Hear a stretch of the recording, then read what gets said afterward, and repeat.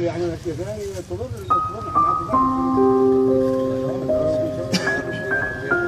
بركة نيتكم الصالحة يفتح الله الأبواب كلها إن شاء الله. Assalamualaikum warahmatullahi wabarakatuh. Pada kesempatan ini, izinkan Al-Fakir membagikan sebuah biografi atau manakib daripada seorang wali Allah Subhanahu wa Ta'ala. Beliau adalah zuriat Rasulullah Shallallahu Alaihi Wasallam yang bernama Habib Abu Bakar Al-Adni bin Ali Masyhur, merupakan cendekiawan Muslim yang berasal dari Hadramaut, Yaman. Kiprah beliau dalam berdakwah telah masyhur di berbagai penjuru negeri, baik di Timur Tengah maupun di Eropa. Habib Abu Bakar Al-Adni lahir di Lembah Ahwar, terletak di Provinsi Aden, pada tahun 1366 Hijriah, atau sekitar tahun 1947 Masehi. Adapun nasab beliau yaitu Al-Habib Abu Bakar bin Ali, bin Abu Bakar, bin Alawi, bin Abdurrahman, bin Abu Bakar, bin Muhammad, bin Alawi, bin Muhammad Al-Masyhur, bin Ahmad, bin Muhammad, bin Ahmad Syihab, bin Abdurrahman, bin Ahmad Syihabuddin, bin Abdurrahman, bin Ali, bin Abu Bakar As-Sakran, bin Al-Imam Al-Qut As-Segaf, Syekh Muhammad Maula At-Abdurrahman, bin Dawilah, bin Syekh Ali Sohibuddar, bin Al-Imam Alwi Al-Guyur, bin Al-Imam Al-Faqih Al-Muqaddam, dan terus bersambung kepada baginda Nabi Muhammad Shallallahu Alaihi Wasallam. Masa menuntut ilmu. Sejak belia, Habib Abu Bakar Al-Adni langsung dididik ilmu syariat agama oleh ayahnya. Tak heran jika dirinya mampu menghafal seluruh isi Al-Quran di masa muda. Beliau sudah bertalaki ke berbagai guru ternama di zamannya, baik di Aden maupun di Hadramaut. Bahkan, sejak usia 14 tahun, dirinya telah mendapatkan mandat dari sang ayah untuk menyampaikan khutbah Jumat di masjid-masjid sekitar. Keberhasilan Habib Abu Bakar tak luput dari peranan kedua orang tuanya. Merekalah yang telah membangun karakter Habib Abu Bakar hingga menjadi figur ternama seperti sekarang. Dalam tuturnya, beliau mengakui, keseluruhan hidupku tak terlepas dari peran orang tuaku, ayah dan ibuku, kata beliau. Ayahku sosok yang sangat disiplin mengatur waktu. Baginya, pendidikan dan akhlak adalah prioritas utama. Ayahku selalu mengutamakan perihal ukhrawi dan mengesampingkan perihal duniawi. Seringkali aku menangis setiap mendengarkan lantunan Al-Quran yang ayah baca pada sepertiga malam. Beranjak ke usia remaja, Habib Abu Bakar meneruskan pendidikan formalnya di Universitas Aden, dengan mengambil prodi Bahasa Arab. Tak lama setelah kelulusannya, negeri Yaman tak bersahabat, sebab banyak terjadi kekacauan dan fitnah yang dilakukan oleh pihak-pihak tak bertanggung jawab. Menyikapi hal ini, akhirnya beliau beserta keluarga memutuskan untuk hijrah ke negeri Hijaz. Sesampainya ke negeri Hijaz, terbesit dalam hati dan pikiran beliau untuk melanjutkan pendidikan ke Universitas Al-Azhar.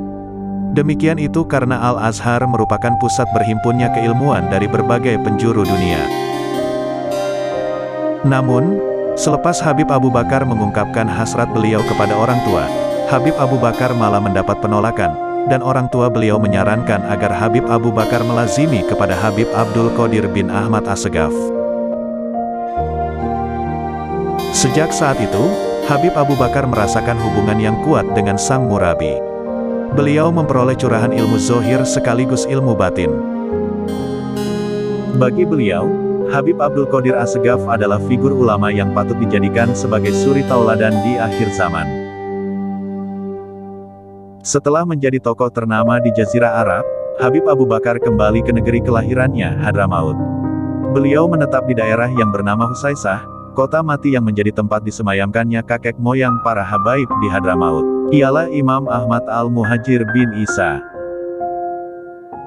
Habib Abu Bakar kemudian mendirikan Rubat Al-Muhajir yang kemudian berkembang pesat dan diubah menjadi Universitas Al-Wasatiyah pada tahun 2010. Sebab didirikannya lembaga tersebut, semata-mata demi memenuhi perintah Nabi yang disampaikan kepadanya melalui mimpi. Tentunya, Hal ini tak bertolak belakang dengan fakta yang ada, karena barang siapa yang pernah melihat Nabi, sungguh ia telah melihatnya, dan hal tersebut dikhususkan bagi mereka yang memiliki hati bersih. Letak perbukitan Husaisah berada sekitar 20 km dari kota Tarim. Sistem pembelajaran di lembaga ini pun masih menganut dan mempertahankan metode ulama-ulama Hadramaut, yaitu talaki. Bagi mereka yang memilih sistem kuliah, maka ia akan lebih ditekankan kepada ilmu syariat dan hadits. Beda halnya dengan sistem rubat, yang dominan lebih cenderung membebaskan santri untuk menghadiri halakoh-halakoh di sekitar kota Tarim.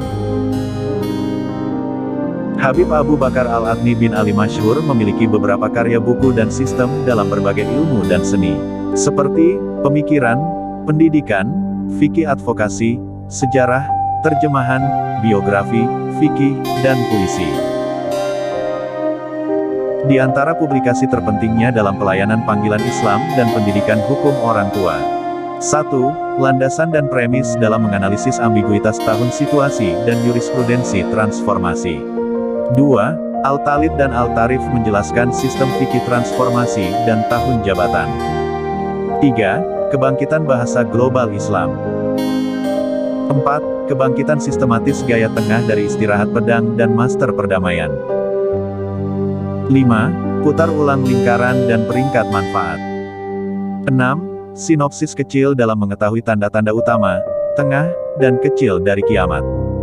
7. Seri bendera sekolah Hadramaut. Silsilah sanad. Habib Abu Bakar Al-Adni bin Ali Masyhur belajar langsung kepada ayahnya dan Habib Abdul Qadir bin Ahmad Assegaf. Habib Abu Bakar Al-Adni wafat pada hari Rabu, tanggal 28 Zulhijjah 1443 Hijriah, atau tanggal 27 Juli tahun 2022 Masehi. Semoga diberikan keberkahan dan rahmat kepada kita semua, berkat mendengarkan sedikit daripada biografi atau manaqib para kekasih Allah. Tak lupa juga Al-Fakir minta maaf jika sekiranya ada terdapat kesalahan. Akhirul kalam, Assalamualaikum warahmatullahi wabarakatuh.